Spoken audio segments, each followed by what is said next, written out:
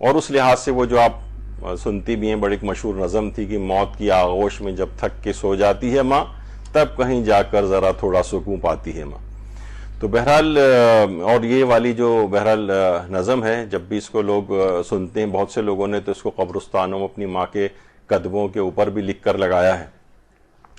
اور یہ قبر کے قدمے ہیں جس کے اوپر اس کو جو ہے وہ لکھا گیا ہے.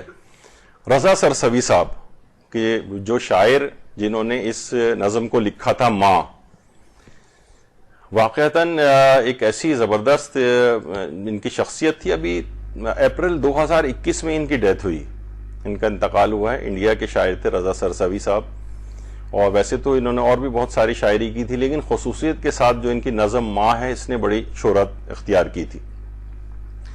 اور رضا سرسوی صاحب کے متعلق ایک اور بتا دوں، ویسے عام طور پر سب شاعر نہیں لیکن زیادہ تر شعراء میں علماء اور مجتہدین کے خلاف لکھتے ہوئے، اپنے شعر لکھتے ہوئے نظر آتے ہیں، مولویوں کے خلاف لکھتے ہوئے نظر آتے ہیں. یعنی ان کا گویا ایک لحاظ سے شاعروں کا ایک وہ طریقہ کار بن گیا ہے. اگرچہ بہت سے اچھے شعراء بھی ہیں، لیکن رضا سرسوی صاحب علماء اور مجتہدین کی شان میں شاعری کرتے تھے. ان کی تعریف میں ایک خصوصیت یہ بھی تھی. 78 سال کی عمر میں انہوں نے انتقال کیا ہے، جس میں 50 سے زائد حج اور زیارات جو ہیں انہوں نے کی تھی. تو بڑے متدین شاعر تھے.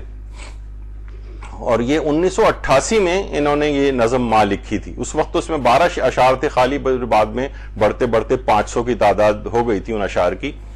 اور 1988 میں جب انہوں نے یہ نظم لکھی تھی تو پہلی دفعہ ایک نکاح کی تقریب میں انہوں نے اس نظم کو پڑھا تھا. جو اس موجود تھے اس نکاح کی تقریب کے اندر وہ بتاتے ہیں کہ وہ نکاح کی تقریب خوشی کی تقریب تھی، لیکن جب وہ نظم پڑھی گئی تو ایسا لگا جیسے شام غریبہ کی مجلس ہو رہی ہو. اس قدر لوگ اپنی ماؤں کو یاد کر کے رو رہے تھے، یا زندہ بھی تھے جن کی مائیں تھیں ان کی خدمات کو یاد کر کے اس لحاظ سے. تو بہرحال یہ رضا سرسوی صاحب انہوں نے واقعتاً ایک بڑا کارنامہ ہے، اور بہترین اس کے ایک شاعری ایسی زبردست ہے کہ جب بھی کوئی انسان سنے، چاہے اس کے والدہ حیات ہوں یا انتقال کر گئی ہوں، دونوں صورتوں میں انسان واقعتاً رونے لگتا ہے.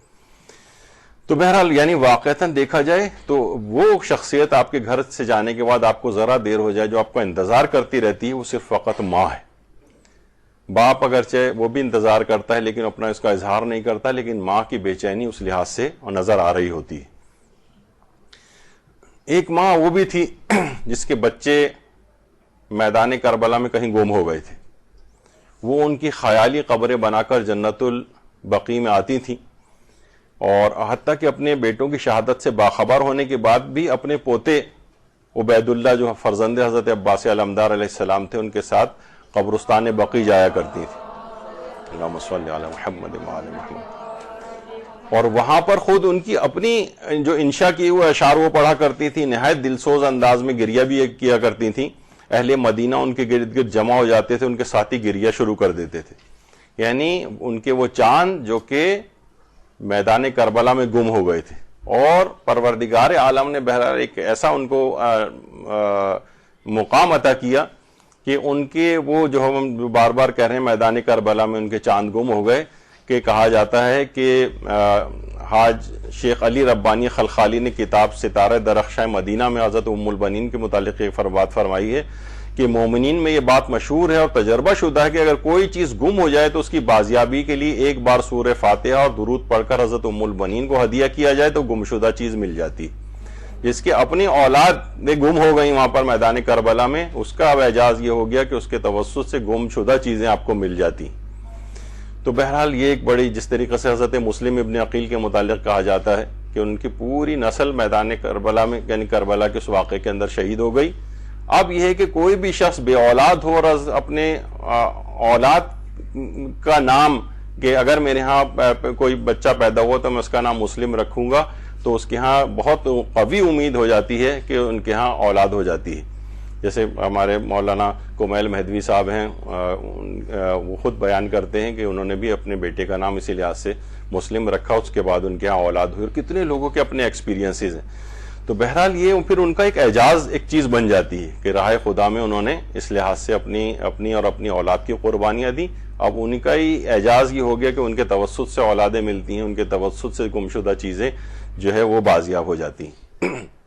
تو بہرحال جب بھی کہا جاتا ہے کہ ماں کی محبت ساری محبتوں کی بھی ماں ہے، یعنی حقیقتاً جو اس کے اندر ایک محبت کا ایک جذبہ پایا جاتا ہے. ایک ماں کے متعلق ملتا ہے کہ اس کا اکلوتا بیٹا 5 سال پہلے ایک حادثے میں چل بسا تھا. وہ ہر جمعے کو جنت البقیع آتی ہے اور اپنے بیٹے سے گھنٹوں کھڑے ہو کر وہاں پر بات کرتی. لوگوں نے اس کی تصویر کھینچ کے بھی اس کے اوپر ڈالی ہے اس ماں کی کہ جو کہ وہاں پر مدینے میں جنت البقیع روزانہ کی بنیاد پر وہ آتی ہے اور کھڑے ہو کر باتیں کرتی. یعنی اس کی اب دیکھیں نا ماں ہے, اس کے جذبات کا اظہار گھنٹوں جو ہے وہ اس طرح سے کھڑے ہو کر اپنے بیٹے کو یاد کر کے اس سے باتیں کرتی. مانگتی ہے کچھ نہیں اپنے لیے اللہ سے, اپنے بچوں کے لیے دامن کو پھیلاتی ہے ماں. واقعتاً اپنے لیے جب بھی ہاتھ اٹھے ہوئے ہوتے ہیں, جب بھی یاد پڑتا ہے ہماری والدہ محترمہ جو ہے نماز پڑھنے کے بعد گھنٹوں مصلی کے اوپر بیٹھی رہتی تھیں. اور کیا ہے, ظاہر ہے کہ اپنے اولادوں کی اولادیں اور ان کی بھی اولادیں, ان سب کے لیے بیٹھی ہوئی گھنٹوں جب ذکر ہوتا تھا تو اس طرح سے سب کے لیے دعائیں جو ہے وہ مانگ رہی ہوتی تھیں.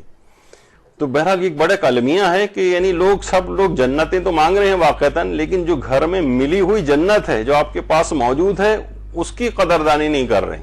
یہ ایک بہت بڑی ایک اہمیت والی بات ہے کہ اس کی قدردانی کرنی چاہیے. جو گھر میں موجود ہیں والدین کسی کے, وہ غنیمت سمجھیں ان کے دم کو, اور بہرحال ہر لحاظ سے ان کو اپنے سے راضی اور خوشنود رکھیں.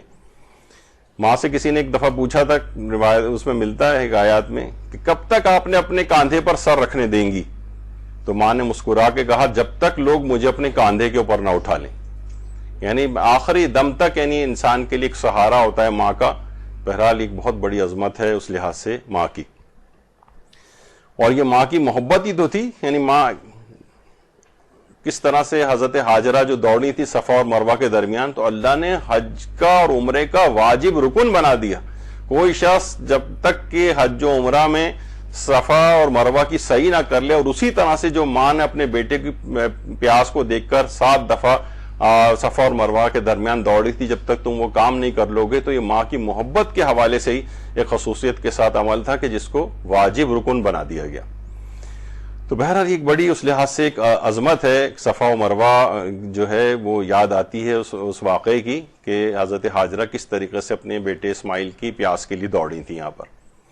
اب بہرحال اس کے بہت سے لوگوں نے وہ بھی بنا لیے ہیں, یہ میری ماں کی دعا ہے, لیکن بیچ میں لکھا ہوا ہے ہنڈائی. تو بہرحال لوگوں نے یہی کہا کہ والدہ شاید ان کی جاپان سے تھیں. تو بہرحال والدہ کی دعا, اور کچھ نے یہاں تک بھی اپنے اس کے اوپر لکھا ہے کہ سب میری ساس کی دعا ہے. یہ بھی بہت سے لوگ آج کل لکھنے لگے ہیں.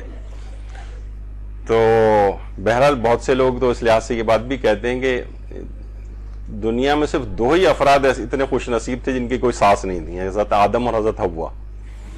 تو بہرحال اس لحاظ سے تو اس کے بعد بہرحال جو بھی انسان شادی کرے گا اس کی کوئی نہ کوئی ساس اور جو ہے وہ ہوں گی, چاہے عورت ہو یا مرد ہو. بہرحال عام طور پر دیکھا یہی گیا ہے کہ بہرحال جو لڑکوں کی ساسیں ہوتی ہیں, یعنی ساسیں اپنے دامادوں کے حق میں واقعتاً بڑی مہربان دیکھی گئی ہیں, لیکن جب وہ یعنی بہو کے لحاظ سے جو ساس ہوتی ہے عام طور پر ان کی آپس میں بڑی زبردست قسم کی ایک رائیولری چل رہی ہوتی ہے.